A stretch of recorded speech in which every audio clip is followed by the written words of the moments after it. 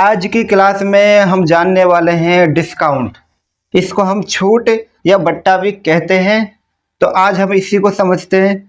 तो भाई इसके अंदर पहले कुछ पॉइंट होते हैं जो जिसको हम शॉर्टकट भी बोलते हैं, जिसके बिना तो सवाल करना भी अधूरा। तो पहले हम इसको जान लेते हैं। तो भाई एक होता है अंकित मूल्य। क्या होता है? अंकित मूल्य। अंकित मूल्य आप जानते हैं? ये नहीं जानते हैं? इसको हम कहते हैं मार्क्ड, ये जो मार्क होकर आता है वही प्राइस, मार्क प्राइस। जो लिखा होता है किसी भी प्रोडक्ट के ऊपर, जो कीमत जो एमआरपी लिखी होती है उसको बोलते हैं अंकित मूल्य। आई बात समझ में? इसको हम एम से दिखाएंगे, एमपी। इसको दिखाएंगे हम एमपी से हर जगह। इस बात को ध्यान रखना। फिर दूसरी बात, एक होता है विक्रय मूल्य। ये आप जानते हैं, पिछली क्लास में करके आए, विक्रय मूल्य, जिसको हम सेलिंग प्राइस कहते हैं। क्या बोलते हैं? सेलिंग प्राइस, सेलिंग प्राइस, जिसको हम एसपी से दिखाते हैं।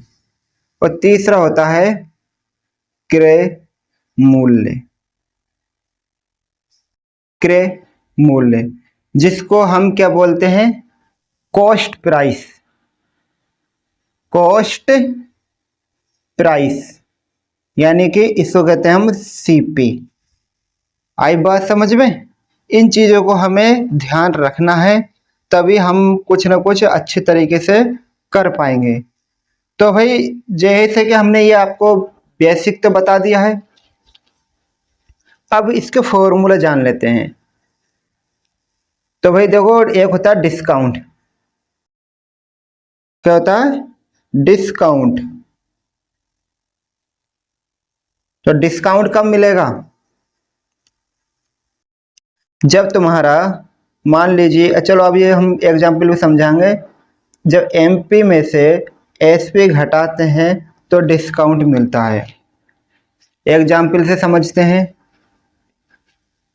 मान लीजिए कि किसी मोबाइल पर जो एमपी है, यानी कि जो मार्क प्राइस है, यानी अंकित मूल्य है, उस पर लिखा हुआ है 10,000 रुपये। ठीक है ना? और आपको ये फोन मिल जाता है 9,000 रुपये में। तो आप क्या बोलेंगे? इसको कितने रुपए की कमी हो गई? आप कहोगे कि 1,000 रुपये की कमी हो गई है। तो जो कमी हुई है, इस कमी को ही तुम क्या बोलोगे? डिस्काउंट, यानी बट्टा बोलोगे इसी को, या फिर इसको क्या बोलोगे? छूट बोलोगे, या इसी को हम क्या बोलेंगे? डिस्काउंट भी बोलेंगे। तो यही तो है। ये तो बेसिक बता रहे हो बिल्कुल। जो कि नए बंदे होते हैं उनके समझ में नहीं आ पाता, उसके लिए है।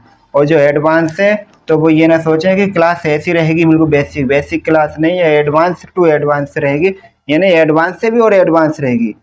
इस बात को ध्यान रखना। अब एक फॉर्मूला इसके लिए है।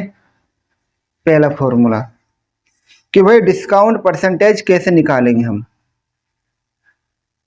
अरे COUNT, डिस्काउंट परसेंटेज हम कैसे निकालेंगे? तो वह डिस्काउंट परसेंटेज के लिए क्या लिखेंगे? MP माइनस SP बटे में MP और गुणा में 100%। इस फॉर्मूला को ध्यान रखना। अगर डिस्काउंट परसेंटेज निकालना है तो भाई पहले अंतर निकालोगे MP और SP का, और बटे में MP लिखेंगे, यानी MP से भाग कर देंगे अंकित मूल्य से। ये डिस्काउंट परसेंटेज आ जाएगा। अगला फॉर्मूला देखते हैं। अब लिखा है, अगर मान लिया जाए कि किसी सवाल में लिखा है कि 2 क्रमागत डिस्काउंट दिए जाते हैं। 2 क्रमागत बट्टा इन बट्टे दिए जाएं।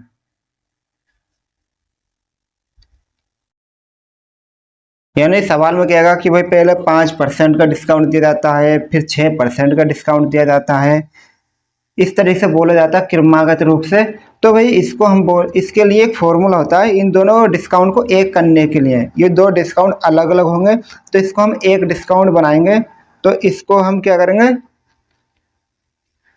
लिख सकते हैं यहाँ पर कुल डिस्काउंट कह सकते हैं, कुल डिस्काउंट D% कर देता हूँ मैं, ठीक है, डिस्काउंट का D। तो भाई क्या होगा, पहला वाला को मान लीजिए पहला वाला X% है और दूसरा वाला मान लिया जाए कि Y% है, दो डिस्काउंट दिए हैं। तो फॉर्मूला बनेगा X प्लस का Y माइनस X गुणा Y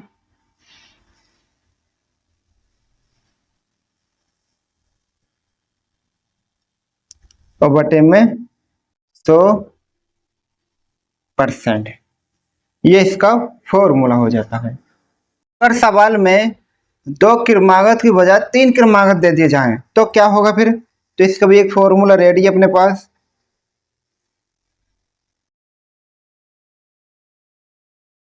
तो कौन सा फॉर्मूला लगाना होगा,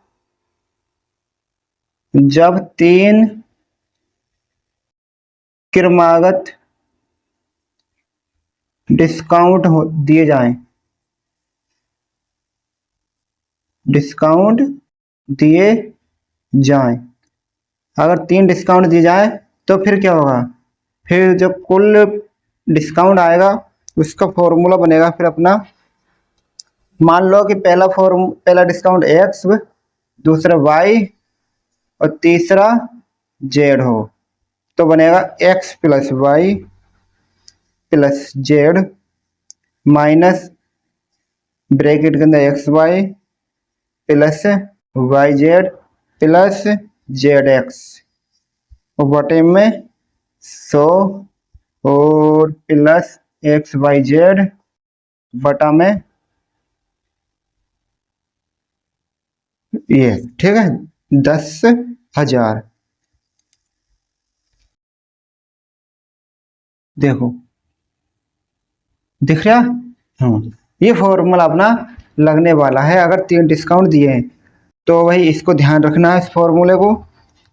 बस आज की क्लास यहीं एंड करते हैं, कल को करते हैं इसके सवाल। और क्लास में रेगुलर बने रहना, चैनल सब्सक्राइब नहीं किया तो सब्सक्राइब कर लेना ताकि जैसे ही वीडियो अपलोड हो आपको पता चल जाए और आप उस क्लास को मिस नहीं कर पाएँ। धन्यवाद।